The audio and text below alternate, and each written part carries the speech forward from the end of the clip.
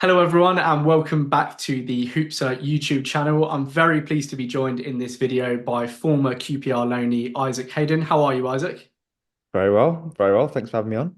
No problem at all. So, we're here today to chat about your time on loan at QPR last season, but I wanted to start by speaking about the rest of your career that led up to that point. So, obviously, you started playing football as a kid, first at Brentwood Boys and then Southend United for 4 years. So, what drew you to football as a kid? I think it was just the competitive side of it, really. And obviously, a lot of my friends at school were playing football, and I just wanted to kind of join in, really. Um, Never did I think about being a professional at that age. And I know it's a bit different in this generation. A lot of kids dream about being a football player from, word go, but I didn't really have that. It was just generally trying to play with the best kids possible at the time, wherever that was, academy football, Sunday league, whatever it was, and then just kind of enjoying the journey really, and just the love of the game. Were there any particular players as a kid that you sort of looked up to, any heroes? Yeah, I mean, Patrick Vieira, I've always said, was my or footballing idol, if you want to call it that, in terms of how I wanted my game to look, even from a young age. He was definitely the one for me, in terms of trying to model my game on. But apart from that, I'd just say it was him because I was an Arsenal fan, so that was kind of how it came about. And of course, you joined Arsenal's academy at the age of 13, so must have been a dream come true as a fan growing up. So you remained there until the age of 21. So what was it like growing up at one of the biggest Premier League clubs in the country? Yeah, it was special. Yeah, something that you know people can't take away from you that you've kind of played for the club that you support, even though it was only a couple of times. But yeah, the academy system there is second to none. Some of the players that I was in the youth teams with have gone on to have fantastic careers. And the coaches were always, the top level coaches. And this sort of grounding that it gave you coming from that sort of academy to then obviously progress your career if it's not at Arsenal, was amazing. So yeah, the experiences that you get, playing with the players that they had at the time, and the manager obviously at the time was, experiences that you don't forget. And of course, you made your first appearance for Arsenal under Arsene Wenger in September 2013. It's a League Cup win away at West Brom. And then your home debut came the following year in a League Cup tie with Southampton. So what were those experiences like for you? Yeah, it was a bit of a whirlwind, really. The first one, I didn't think I was starting, so it was one of those where it kind of got dropped to me that I wasn't in the team the day before, in training, and then obviously we were told the squad, and I was part of the squad, so I was just happy. I mean, I was, just turned 18, really, so I was just happy to be in the squad at that point, and then got to the stadium, and back in the day the Arsenal dressing room was all done in starting 11, and then the subs were in a different sort of section, and then I was looking for my shirt in the sub section. It wasn't there, and I then panicked and thought, oh, I'm not in the squad. And I remember asking, the kit man, I was where's my top? And he goes, oh, it's over there. And then I was like in between Mikel and Per Mertesacker. And I was like, oh my gosh. I was like, wow. I was like, I'm starting.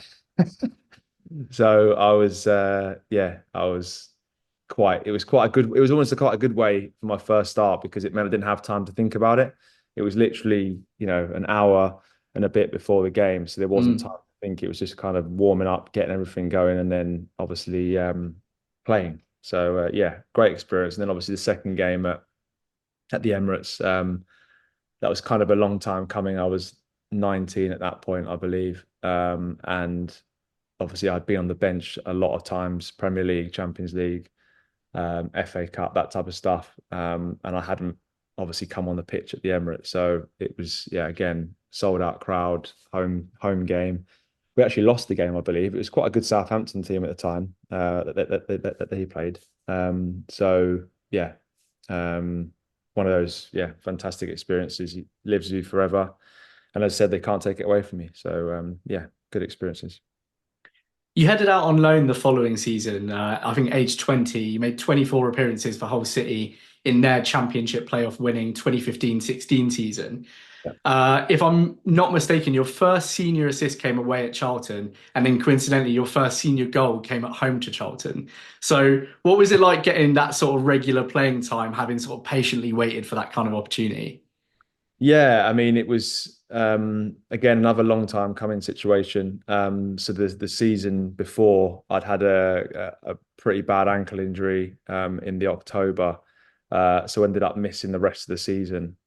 So I kind of, the early years of my career, sort of 18, 19, 20 almost, or before 2018, 19, was kind of like at Arsenal, they didn't want me to go on loan. They wanted me to train with the first team and to be available, which I ended up having amazing experiences, but not having that much game time.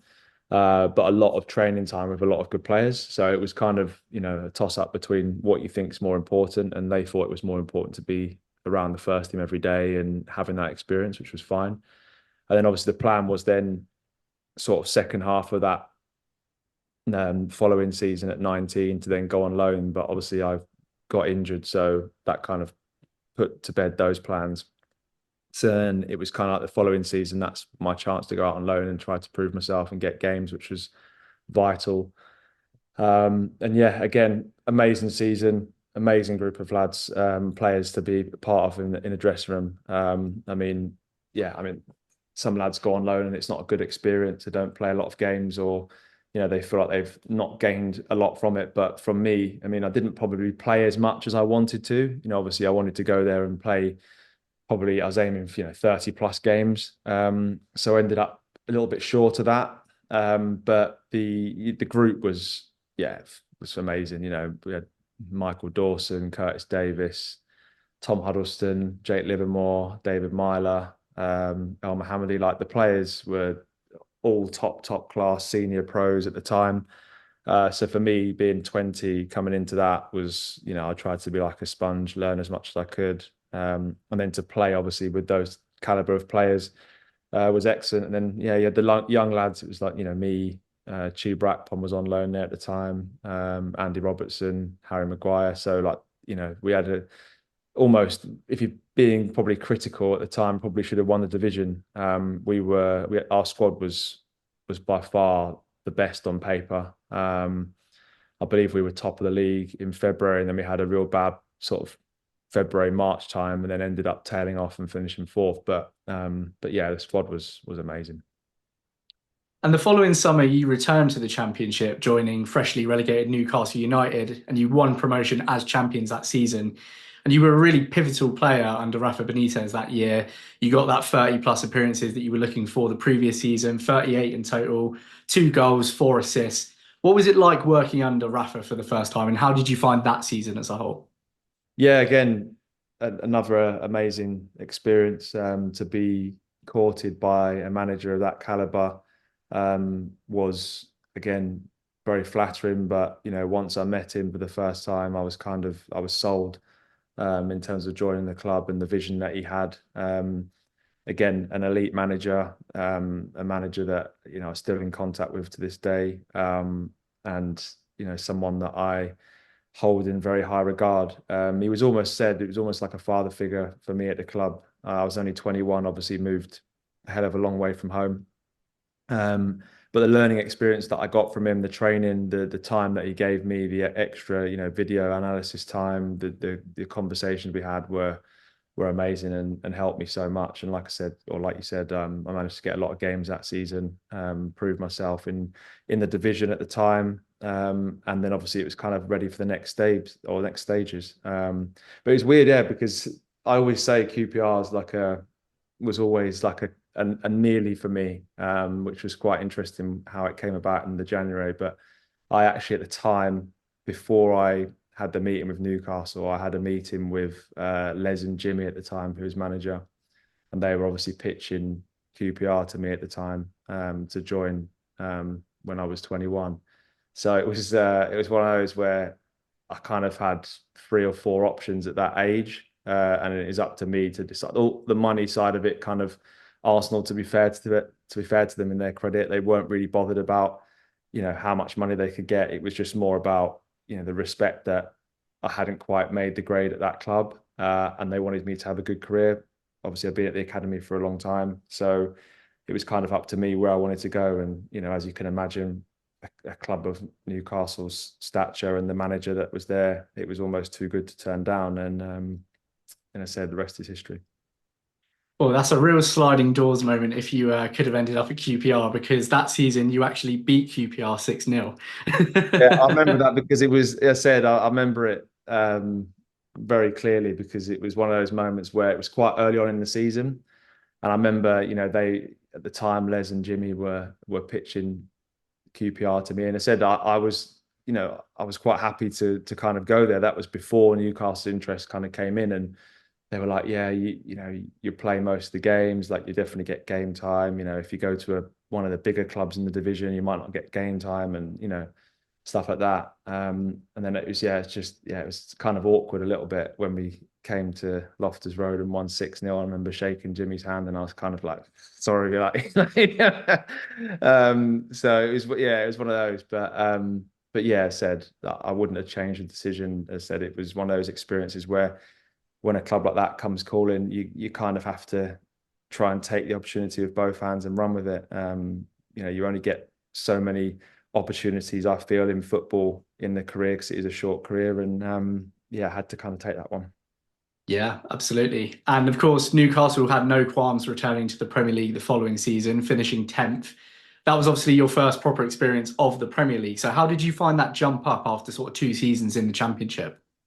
Yeah, again, it was one of those experiences. That first year, we ended up having a fantastic year, to be honest. We ended up finishing 10th, I believe, in our first season back. Again, really tough, or sorry, enlightening experience. I think just the main difference was the physicality in terms of the speed, and then the punishing of mistakes. I mean, if you make a mistake in the Championship, not always are they going to be taking advantage of it. Whereas in the Premier League, if you make a mistake, I'd say 9 times out of 10, it's probably going to end up in a goal, especially against the top sides in the division.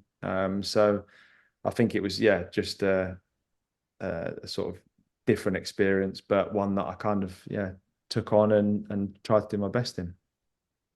And I think after 2 seasons, Steve Bruce then replaced Rafa Benitez at Newcastle, but you remained a key figure under him. You signed a new deal in 2020. So what was it like working under a new manager after sort of 3 seasons straight under Rafa? Again, it took a bit of time to adjust. I think it took a lot of the lads a lot of time because Rafa was very sort of set in a certain way of doing things and coaching and training and style of play. Everything was kind of set towards that way. So obviously, when you have a new manager come in with new styles and et cetera, et cetera, when you've kind of been regimented for 3 years doing everything a certain way, obviously it does take a little bit of time to find your feet at that moment. And then that summer as well, we had a little bit of turnover of player. We signed a few new players, and obviously it takes them time. A couple of them were from overseas, so again, it takes a little bit of time. But yeah, as I said, I know Steve well. He gave me my first chance out on loan, and obviously I worked with him again. So as I said, I've never have a bad word to say about Steve. Good guy. As I said, coached a lot and got a lot of experience. And you don't manage over 1,000 games if you haven't got a level of pedigree as a manager or a coach. So yeah, as I said, good times again. Probably not. We didn't. It was one of those we didn't probably achieve what supporters wanted us to achieve. We kind of after the first year, for the remaining years that I was there, that I kind of played, we were just a mid-table really. It was kind of like 13th, 12th, 11th, maybe like between 13th and 10th. So in terms of supporter wise, it probably wasn't what they wanted, which I can understand and appreciate from obviously the history of the club. But it was, I'd say, a very stable environment really. I mean, most teams in the Premier League, I'd say, from the bottom of the league until maybe 12th or 13th will probably flirt with relegation to a certain point, and then at that point of the season that most teams sort of pull away and then it gets to like a real bottom three. So we were never really come March, April, ever really in that danger to get relegated. So it was quite a stable sort of club at that point, but not really pushing on like obviously they're trying to do now.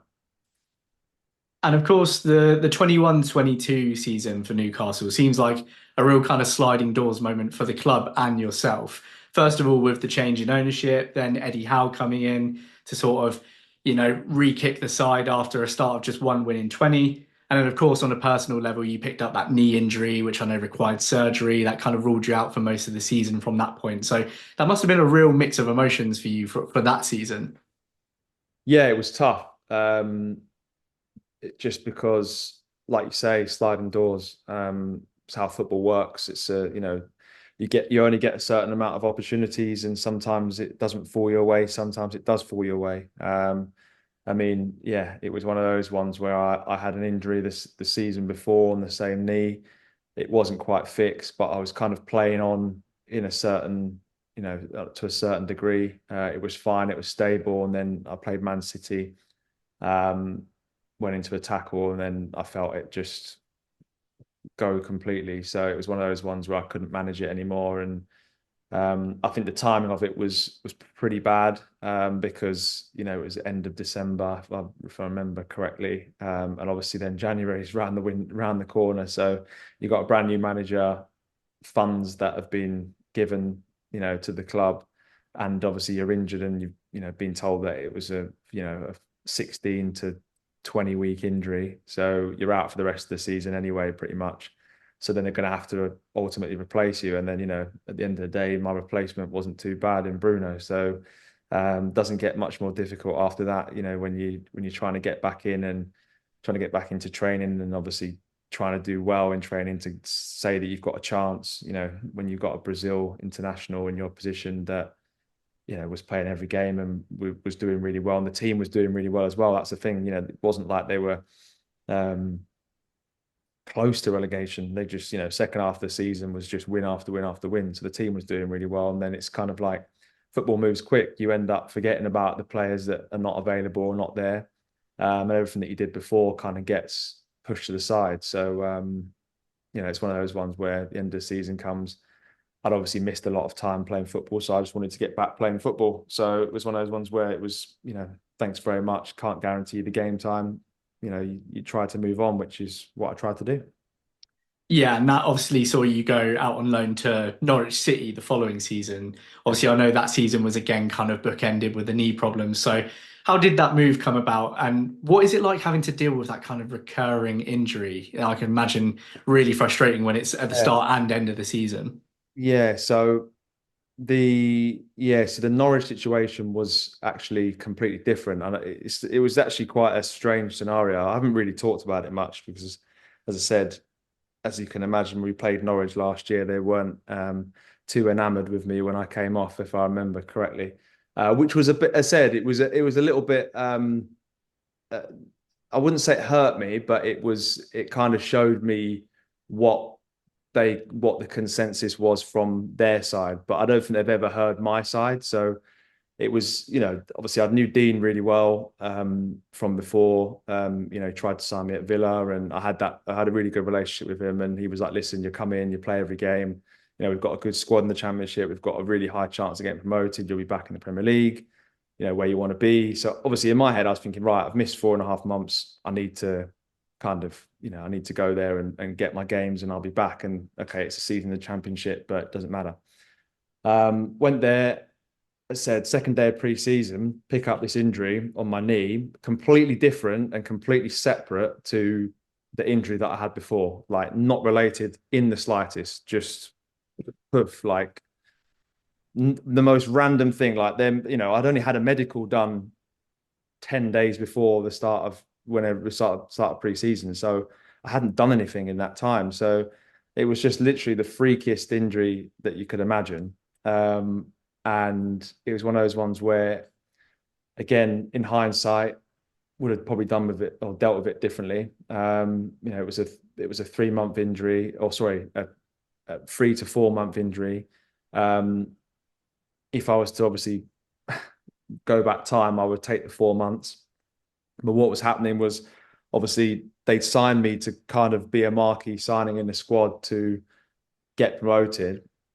The team wasn't doing great, for the start of the season. They had a good patch, but they weren't doing amazing. They were kind of in the playoffs, weren't really sort of pushing where the club wanted them to go. Dean was under a bit of pressure, and it was one of those ones where he's like, "Can you come back? Like, we need you to play," kind of thing. And from my side, obviously, I hadn't played for like 6, 7 months at that point, so I was desperate to just play football. And the club had obviously put a lot of effort into signing me, and so I kind of felt a little bit, guilty at that point that I hadn't really contributed. So um, I ended up coming back too soon. And it was that time before the World Cup, if you remember, where there was literally like Saturday for like a month. It was just ridiculous. So I ended up playing pretty much all of the games, which, as you can imagine, when you're coming back from a knee injury like I had, it just basically just didn't agree with it. So it was a very difficult sort of situation to manage. I was kind of just playing the games and not really training like once a week and playing the game. So as you can imagine, I wasn't really fit. I was just playing because he was like, the team kind of was like, "Can you play?" And I was like, "Yeah, obviously I want to play." But was I at my best? Nowhere near. And as I said, the medical staff, they were fantastic. The club as a whole was really, really good with me, considering I only played, 12, 13 games for them in the end. Um, but yeah, I wouldn't say a bad word about Norwich. But it was just, as I said, it was one of those unfortunate things where, because I'd rushed it at the first part, come December, January, I had to fix it properly because it just wasn't fixed. It was like I was playing with it not fixed because I rushed the first part of the rehab. So then obviously second half of the season, I had a different rehab plan, obviously took my time with it. And then by the time I'd come back, we were out of the playoff, or not out, but we were pretty much out the playoff hunt. We were kind of still there. I remember we played at Loftus Road and we drew 1-1. And we were kind of there or thereabouts, but we kind of needed to win that game to have a chance, and we drew. So it was kind of, that or bust type of situation. Ended up drawing it, and then yeah, after that, the season was kind of a bit dead. But then you can imagine, obviously, to Norwich and the way that the club was, had the yo-yo tag. So for them not to be in the playoffs after just getting relegated was like a disaster. We ended up finishing about 10th, I think, which the fans, as you can imagine, and rightly so, we had a good budget in the championship. We probably should have been in the top six. We weren't. We kind of had a failure season. So as you can imagine, I took, felt like I had to take a lot of responsibility for that because, I kind of went there as the signing to try and push them on, and I ended up kind of being the signing that hindered them a bit. So yeah, it's one of those where it's, I couldn't do anything differently. I tried my best to get back quicker and to play, and I was doing all sorts of things to play, but it just was one of those years where it wasn't meant to be. And as I said, they probably, as a fan base, not overly happy with me, but from my side, I couldn't really do any more to kind of play and to try and play for the club or the manager. But at the end of the day, it wasn't good enough. So it's one of those where you have to kind of chalk it off and just go, yeah, didn't work out that year. Yeah, sounds like a very tricky season. That obviously led into the summer, and then we're going on to last season now, where at the start of the season you went on a short loan spell to Standard Liège in Belgium between September and late December. So how did that move come about, and how did you find playing abroad for the first time in your career? Yeah, so there was quite a bit of interest in the UK, but again, it was kind of one of those situations where, because I hadn't played or I'd had that last season, obviously a lot of people were skeptical about, my fitness and how I'd kind of cope with the championship considering the season that I had before. So my plan was, towards the end of the window, when, there's certain clubs that were coming up weren't exactly what I wanted. It was kind of a conversation with the club to say, listen, maybe if I go abroad and go to a different league, especially the Belgium league, they only play one game a week rather than obviously the Saturday, Tuesdays, Saturdays of the championship. So considering that it was the first time that I'd kind of had a stable period of no knee injury, no trouble, everything was fine. It was just good to get that first sort of 4 to 6 months in a real regimented sort of training state. So it would be, the schedule over there is it's either a Friday night, Saturday, or a Sunday. But basically, the club would build up the same way before every game. So we used to train 4 days in a row, then play, then have 2 days off. So everything was really structured, and that really helped my knee and my body regulate getting back to playing regular football. So it was one of those where I said for the first 2 months I started every game, got into a real good rhythm. And then when it was kind of the time when I said to them, listen, I don't think I'm going to stay for the second half of the season. I kind of want to go back to England and try something there. I obviously didn't start for a few weeks while they were kind of giving the opportunities to players that were going to be there, which I understood. But it was a great experience, a real tough league. I must admit, it was tougher than most people would give it credit for. A lot of very good young players, which we've kind of seen now across Europe in terms of the level of players that have come from Belgium that have gone on to have good careers or that are playing at a high level now. Really physical league, a lot of man-for-man teams, a lot of 3-5-2s, very, very physical. Yeah, impressed me a lot actually with the standard of players and the standard of teams over there. So yeah, great experience. And then that obviously led to January coming back. Yeah, and of course that brings us on to QPR, where you signed on the 1st of February 2024. So how did that move come about? Yeah, so it's kind of, bubbling away a little bit at the start of the window, but finances and stuff like that were kind of a bit tight. So it was one of those where we'll kind of see where things are at the end of the window when, players and clubs kind of see what's happening and then make decisions. So yeah, there was, as I said, 3 or 4 championship clubs at the time that were discussing and then talking about what offers could be made, and then got to the end, and then I knew that QPR were really interested and were ready to make an offer.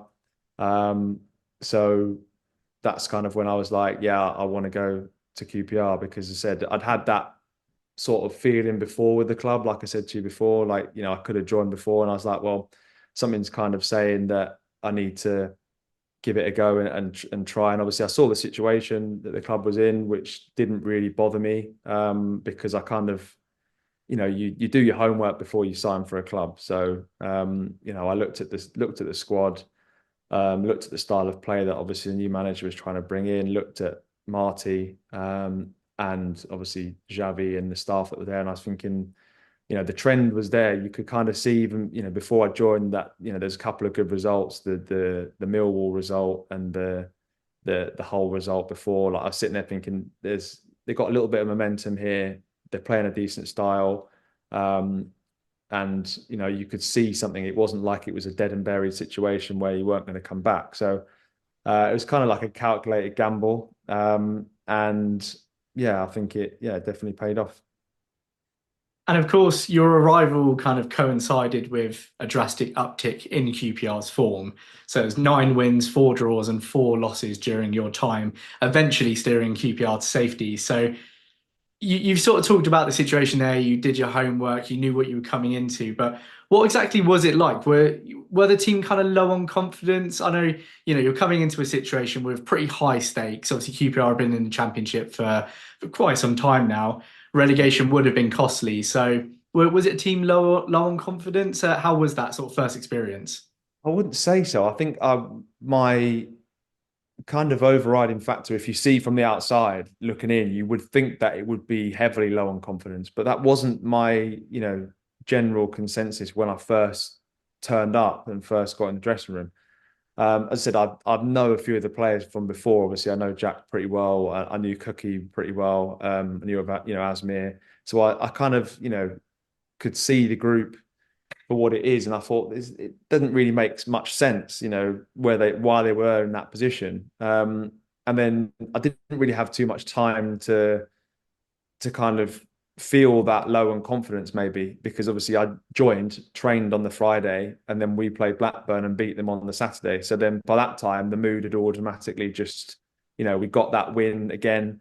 And again, it was another bit of momentum that we needed to move forward. So I felt like even, from when I joined, it was kind of just like we got the win, and then it kind of moved on from there. And I didn't really think there was too many times after that really that we were sitting there thinking, yeah, we're not confident or we don't know what we're trying to achieve here. I think it was, quite a confident sort of thing.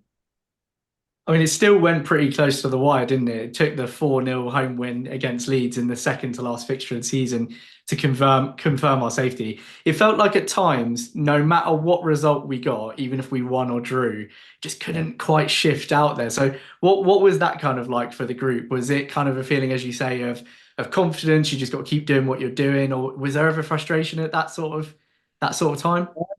No, not really. I think it was difficult when I look back at it because Sheffield Wednesday also had a fantastic end to the season in terms of their winning streaks and their point accumulation was great as well. But um, I think it was just always kind of we had to have a little tunnel vision in the bubble and go, right, these are the games that we had. The manager did a really good thing where it was kind of like we were climbing a mountain and we had the certain peaks that we had to hit in the certain games that we had. And it was just focusing on these games, this next game, what we're going to do. And it was just very, very, take one step at a time type thing. And I think that worked really well. And it was just kind of shut out the external noise. Don't be thinking about other teams, other results, because if we win our games, then we're going to be fine. So it was just a case of focusing on ourselves, really. And I said we ended up getting some really good results second half of the season. Do you have a favourite match in particular in a QPR shirt? Oh, it's a tough one. I don't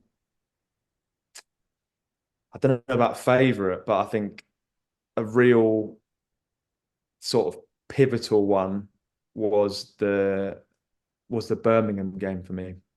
I know obviously it's probably not the most high scoring. The Leeds one obviously was a fantastic night, a fantastic occasion, was vitally important at that stage of the season. But I feel like the Birmingham game, the way that it swung, to go 1-0 down at that point to a relegation rival that was, we were right neck and neck.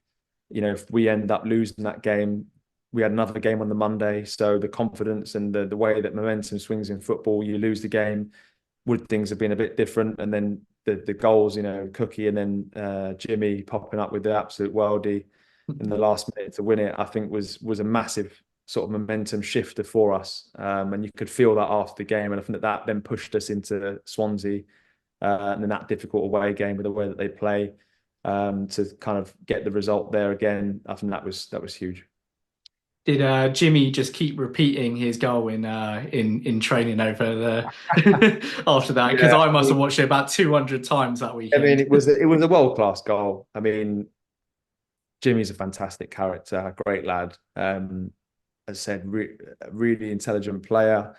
Can play anywhere across the back four, big, strong, physical. I mean, for a right back, I know obviously he's not a conventional right back, if you want to call it that, but his game intelligence, his ability in the air, his running ability. I know he's a big lad and he's tall and powerful, but to get up and down like he does, physically he was top draw second half of the season. Was there every game, played pretty much every minute of every game, and what he did or what he gave to the team was sensational. So yeah, as I said, it was that probably the or what I would say most important maybe moment was that for me. What's Marty like as a manager? You sort of touched on those, kind of breaking it down into smaller steps. What's he like behind the scenes? Yeah, very. I kind of said it before, like very Spanishy, as he would be. Like just very. Most Spanish managers are very, very similar, or like what I found very similar. Very meticulous, very tactically driven, very astute tactically. Understanding the game is second to none. Work rate is like second to none. Very how do I say it, personable in terms of their man management skills are generally very, very good. Analytically very good. Video analysis was top. Yeah, I really enjoyed my time working under Marty. And I think that we probably last year we didn't probably play the style of football that you would associate maybe with a with Marty in terms of his previous clubs, but I think that we recognised the situation that we were kind of in, and we maybe had to adapt that style slightly, um, which I think, to be fair, worked well. We weren't overly possession based, but we also weren't long ball based. It was quite, a nice sort of balance to it, which I thought worked well last season, considering the pressures obviously a relegation battle comes with. Um, but yeah, as I said, yeah, a great manager, and as I said, hopefully things pick up this rest of the season, because I've got no doubt that he's a manager that will go to the very top. Were you close to any sort of particular players when you came into the group? I know you mentioned sort of you knew Jack, you knew Asmir. Were there any sort of players that you hadn't met before that you became close with during your time? I said I'd come across most of the squad, either playing against or playing with. I think it was interesting playing with Ilias, obviously, rather than playing against him, because he's always a player that you've looked at before and you thought, oh, like he's got something, or he's a good player. But I think it's when you play with him a lot more and you see him day in, day out of training, you see how good a player he is, and how good a player he can still obviously become, because he's still prime age, really. So I think that was an enjoyable playing with a player of his caliber. And I think obviously I'd knew Chrissy from before, but I think that sort of those two on each side was a very, very potent kind of attacking threat that we had, and I thought we used it really well second half of the season. Those two in particular were very good. Now, I have to ask, it was reported that there was a potential return to QPR on the cards for yourself in the summer, but I believe it broke down late in the window. Is there any truth to this? What can you tell us about this situation? Yeah, so it was a tricky one. So obviously, yeah, so last season, I think it was, I can't remember which game it was, before the Birmingham game. So 2 days before the Birmingham game, I in the training, I dislocated my shoulder and tore three of the ligaments in my, I don't know what it's called, it's quite complicated, but I basically messed up my right shoulder.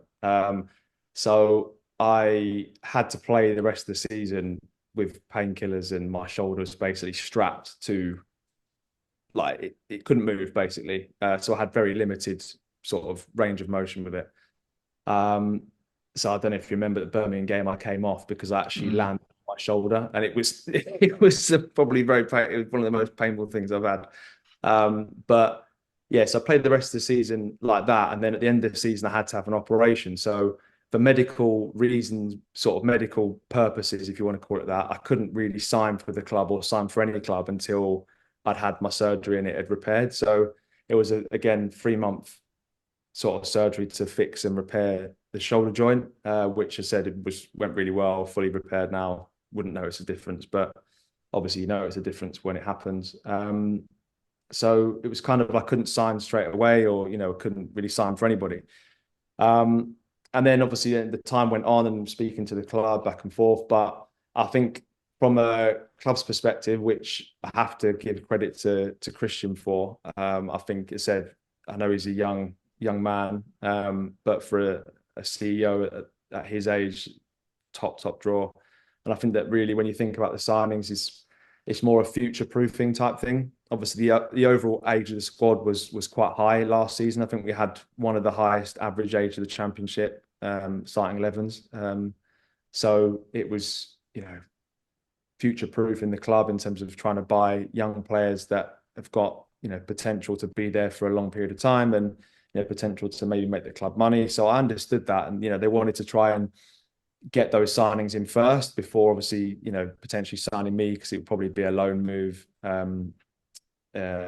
towards the end. So I knew that, everyone, happy with that, happy to go with it.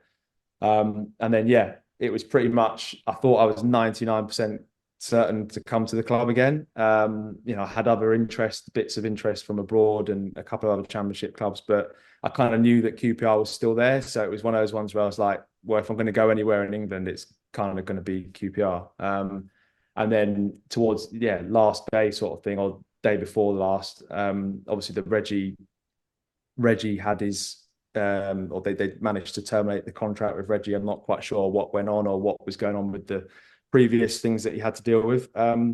So then obviously that obviously happened, and then it was a situation where they were, the team was light at right back. So it was a situation where it was like, right, do we prioritize or do we get Isaac in midfield when obviously they'd made a couple of signings, probably, bulk of the squad was pretty good, or do we get a right back for competition? And I think that at the end of the day, they wanted to use the rest of the budget for competition for right back, which obviously wasn't ideal for me, but was one of those where you have to make a club decision, and you respect that, and you move on.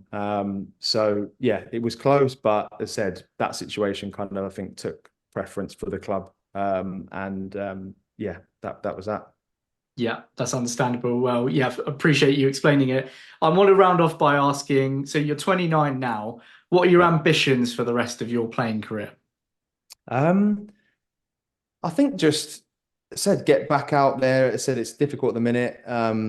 With not playing an awful lot of games or not playing games, just training. Gets a bit tedious. But I think it's just getting back out there, getting to play football again, where I can contribute and help and feel like I'm impacting a club in a good way. Really, I think that's what I've always tried to do wherever I've gone, is try to help the club. Whether that's me being a senior player, helping the young players learn, or trying to push them along, and setting examples, setting standards. I think just trying to help a club, whatever club that may be, to improve, and to whenever I leave it, for it to be in a better place than when I joined it. So yeah, that's kind of the aim. Great. Well, thank you so much for taking the time to speak to me today, Isaac, and I wish you all the best for the future. Top man. Cheers.